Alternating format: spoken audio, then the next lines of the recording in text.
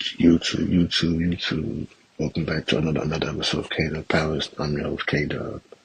Today I'm gonna be very honest with y'all, bro. We got some news to take care of. So we gonna just get right into it. Y'all like, comment, and subscribe, bro. Real talk. Last night we had the Nuggets and Warriors. I ended up not watching the game when I seen that Jokic, Jamal Murray, and some other players weren't playing. I'm like, oh yeah, I'm not watching.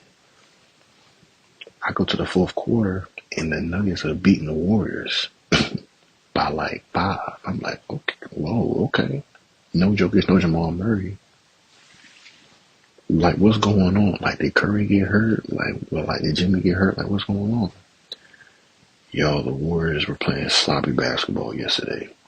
They were turning the ball over. I think they had like 20 turnovers, like in the game as a whole. Curry, I think he tried to throw a lob to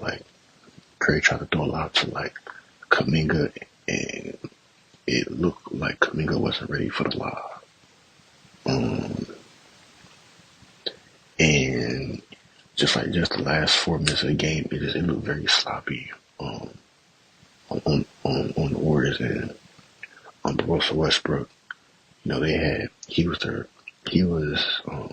Gordon was their best player, but Russell Westbrook had scored a triple double yesterday. He had 15 points before the fourth quarter. He finished the game with 12 points, 11 rebounds, and 16 assists. Russell Westbrook, he's 36 years old and he's looking like he's 26. He hasn't really lost a step as he got older. I know a lot of people say like he's lost a little bit of his shooting. Russ never really shot the ball well, but I know Russ was known for like his pull up mid range at the free throw line. Back in the day, his athleticism is still there at 36 years old. He can still get you a triple double. If you give him the right opportunity, he can give you triple doubles on a nightly basis. But Aaron Gordon, he had 32 points, and with this win over the Warriors, they snapped their 8-game win streak I think they had before, and you can tell that Steph Curry was very tired. Curry was very tired. Even Steve Kerr talked about after the game, like he's exhausted. Now they're supposed to play tonight against the Bucks. I don't know if Curry's going to sit out this game or not, but if he does, I expect the Bucks to get the win.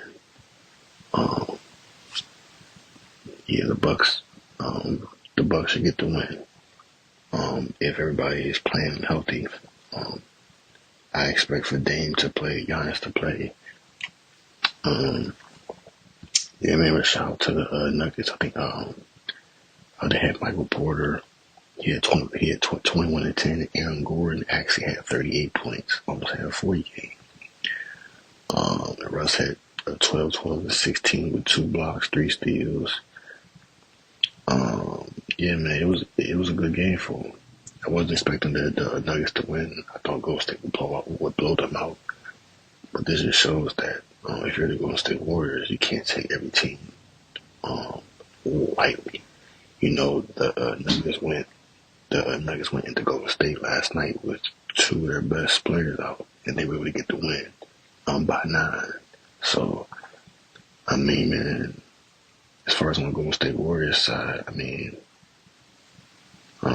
Curry had 20 points. He was 6 for 21, 4 for 14 from 3. He was 20% from 3. He was 29% from 3. And then he was 29% from the field. So he definitely was tired. Draymond, he had 10, 6, and 5 for 3 steals and 5 blocks. And Jimmy had 23 points, 8 and 6, 2 steals. Shot 50% from the field, 25 from 3.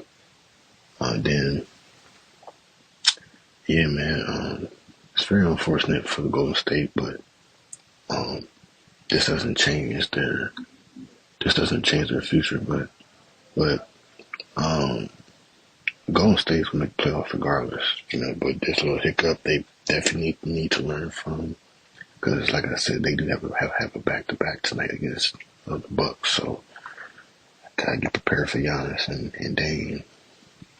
But I feel like Curry might sit this one out. I think they've been trying to monitor Curry's um, knees. I think he has like knee tendonitis in both of his knees. I think so. We're trying to like monitor that the whole season. So yeah, there could be a chance that he might not play. Even right now, they have him as like day to day. Golden State will presumably wait to see how he feels Tuesday before deciding to. Yeah, so Curry probably won't play. So, but yeah, it's unfortunate for Golden State, but next game on. But the next game I want to get into is the Pacers and the Timberwolves to win the overtime last night. Gobert, Gobert did like some punk shit in the game last night. He did one of these at Nembhard from the Pacers, Nembhard. Gobert decided to give one of these as he was going to the basket, and Nembhard, he threw the ball at him, and like they kind of got into it, and then it involved both of them getting double text and ejected. I feel like Gobert, that was like some cheap shot shit that he did on Nembhard. Gobert is soft to me. I know a lot of people don't like Gobert because of the stuff that he does, especially defensively. He doesn't guard the best player,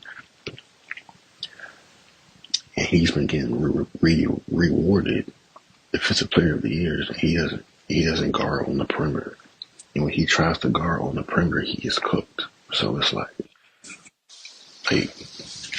you're giving somebody 3 to 4 defensive player of the years, and he only blocks shots and rebounds, and he doesn't guard. And when he guards like Luka or whatever, he gets cooked. So it's like why is he getting no award if he gets cooked on every possession? So, and then Gobert he tries to play this tough guy role. He's not tough at all. Even last night, you seen him. He tried to do some punk shit, and then his dumb ass got ejected, as he should. Like that's some shit you like to catch me in the back for. Like, yeah, we gotta go to the back on that one. Like you gotta catch me in that hallway. Like, but anyway, besides that, the Timberwolves 8-game win streak comes to an end. The Pacers were able to get the win last night. Obi Toppin had a big night. He had 34 points, 10 rebounds. 34 points, 10 rebounds. He hit a clutch corner shot in overtime that put them up to. And Anthony Edwards, Anthony Edwards had a chance to win the game in the fourth, but he missed a three on the left elbow. He missed a three on the left elbow, which caused him to go into overtime. But Ant had 38 points. He dropped 41 yesterday against the Utah Jazz. And on the Pacers, like I said, Obi Toppin had 34 and 10.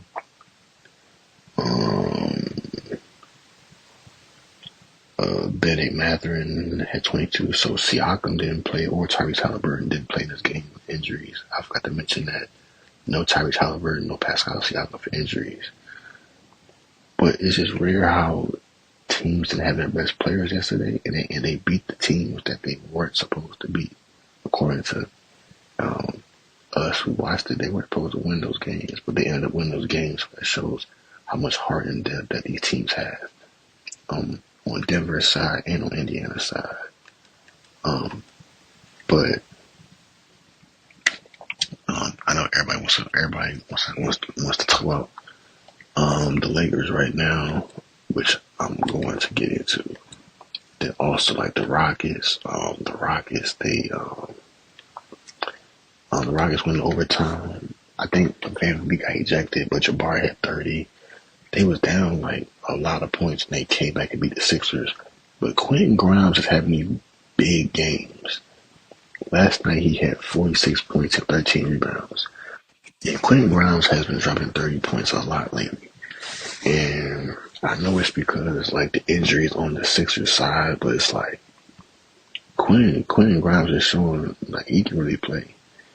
And he's also showing the Sixers that he can be a trade asset in the summer as well.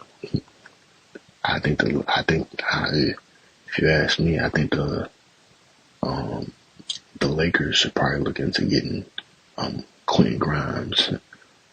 And I want to speak on this too. The Dallas Mavericks they're probably gonna have to it's been reports that the Mavericks are gonna have to forfeit games going forward. That they're gonna have to forfeit games because everybody on their roster is getting hurt. And I think they have like 4 or 5 players only playing for the team. And a lot of the players that have signed these 2-way contracts are getting hurt. And they only have like 5 players that's like healthy on the roster. And I think it's a certain amount of players that you have to have suited up in game to be eligible to play. If it's true that the Mavericks are going to have to forfeit games, bro, it's looking like the Mavericks are taking a big L on this Luka trade. Like, it's looking terrible for the Mavericks right now. But how you go from being championship contenders to having to forfeit games because you don't have enough players on the roster healthy?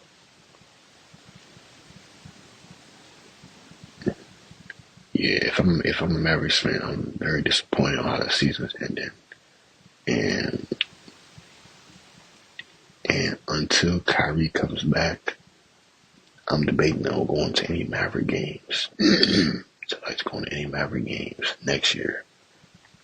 Yeah, if you're in the Mavericks, if you're a Dallas Mavericks fan, I would rethink on getting season tickets next year. I know the fans are regretting season tickets this year as well. But nobody knew that the Luka AD trade was going to go through. Nobody seen that coming. So, but that's unfortunate for the Mavericks. If they do have to, if the Mavericks do have to forfeit games, me personally, I've never seen a team. Well, I've never seen a professional team forfeit games before, like because of injuries. Like that just doesn't happen in the NBA or the NFL. I don't know. I know. Like when COVID happened, I know that probably happened during COVID, probably. But as far as like right now, when that is going on, like it's just strictly just basketball lately. I don't see how a team can forfeit games. You know what I mean? In real time, like that's crazy to me. Like I've seen like AAU teams like they will forfeit whatever. Like you know what I'm saying? Like these kid leagues, like these little league teams or whatever. Yeah, they forfeit. Yeah, like that's regular, right? In some occasions, but a professional team having to forfeit. It's very rare you see that, especially in the NBA. I've never seen that in the NBA before. My time watching, I've never seen a team forfeit a game. You know what I mean? But yeah, that's very unfortunate. For the Mavericks, it's very unfortunate. Nobody's seen this coming. You know what I mean? But I mean, you know, when you raise ticket prices 8%, like after all this is going on, it's like, bro, like what are we doing? Like what are they doing? Like as an organization, I don't know, man. Like if I'm Kyrie, if I'm Kyrie, I'm rethinking my time in Dallas right now. You know, I know it's injuries is part of the game, but I know why the injuries is part of the game, but it's like like how it's been going for the Mavericks, it's like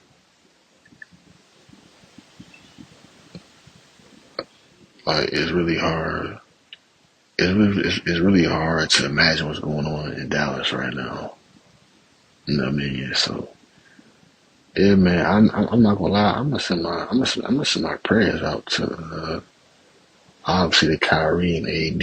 I think AD supposed to come back, but if I'm AD, I'm not even coming back. Like, ain't no point in coming back. You know what I mean? So, like, yeah, you in the play-in, but bro, y'all got 5 players eligible right now. like, like literally, if you're the Mavericks, you can't sub. Like, you can't sub.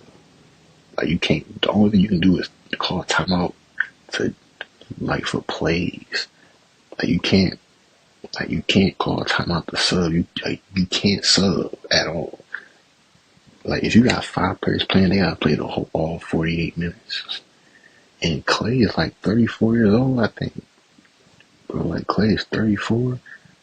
Clay has an injury history, bro. You can't be playing Clay 48 minutes a game. That's wild. I'm talking about teams are gonna walk into these places and they're gonna get easy dubs on the Mavericks. Why? Because they can sub. And if you can't sub, it's over. Like, you're cooked. So prayers out to the Mavericks, man. I think they for sure need it. I mean, no PJ, no Hardy, no Kyrie, no AD, no Gafford, no Lobby. It's crazy. It's crazy. But moving on, the Lakers won yesterday against the Spurs. Luka had 21 and 10, and then Austin Reeves had 30. Austin Reeves looks like the best third option in the league right now. Austin Reeves has been cooking, y'all. Luka had 21 and 9 and 14 with 3 steals. Austin Reeves had 30, 7 rebounds and 6 assists. Like, nah, I ain't gonna lie. Like, yeah, it's looking crazy. So it's looking crazy for Austin Reeves right now because he's getting all these opportunities. You know what I mean? Like, he's taking advantage. I think he's averaging around 20 points a game right now. He's averaging 19 points something, but I think if you round it up, he's averaging 20 on the team with LeBron and Luka. Like that's crazy. Like, as a third option, we need to really take a good. We need to really praise Austin Reeves right now. He's proven, you know, even against like the Nuggets this past week, it was just him on the team, and he dropped 30, he dropped 40 something, I think. I mean, like he went crazy, and they was winning majority of the game until the Nuggets obviously proved why they're who they are, and they won that game. But I think Austin Reeves had 37 points and 13 assists and 8 rebounds against the Nuggets with 4 steals. So yeah, man, if I'm the Lakers, I'm very proud that they haven't traded Austin Reeves in no trade package or nothing, because Austin Reeves was talked about in a lot of trade rumors and all that, and the fact that they kept him was a good thing. Now, as far as the role players, they've definitely been the role players they've definitely been showing up. Even in the loss that they showed up. Then against a team like the Spurs with no D Fox, Wemby both gonna be out for the year. Like, you gotta take advantage of going against teams like this. So yeah, man, shout out to Austin Reeves, shout out to Lakers, shout out to Luka. You know what I mean? Shout out to Luka. He's proven that the Mavericks fucked up on this trade. You know what I mean? And if the Lakers get a championship out of this trade,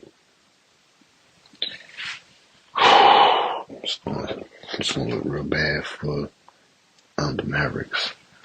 But yeah, man, that's gonna conclude this episode. I just wanted to speak on last night in the games that were played. I know Memphis. I know Desmond Bain had a 44-point game, but they lost to the Kings with no Ja. Bro, we gotta speak on this Ja Morant thing, because like Ja is my guy, but like it seems like he's racking up with injuries. Now he's been out for shoulder, for like the shoulder. And my thing is like, if you get surgery on something and you're still having issues with it, it's like maybe you need to reconsider like a different doctor or a different surgeon, because I think earlier this year he had suffered like a shoulder injury. He was out for like 2 weeks, and even now he was out with shoulder soreness. Like he wears like the shoulder strap when he plays, but he was out yesterday because of a hamstring. So it's like you want to see Ja healthy, but it's like I don't know what his like nutrition is or like who like checks him out, but they definitely need to consider they definitely need to consider some better doctors, or just like a better care like around your best player. You need better care like around your best players. You know what I mean? Because you don't want to see your players always getting hurt and always going through injury. Because that's what this like. Ja is going through this. Zion is going through this.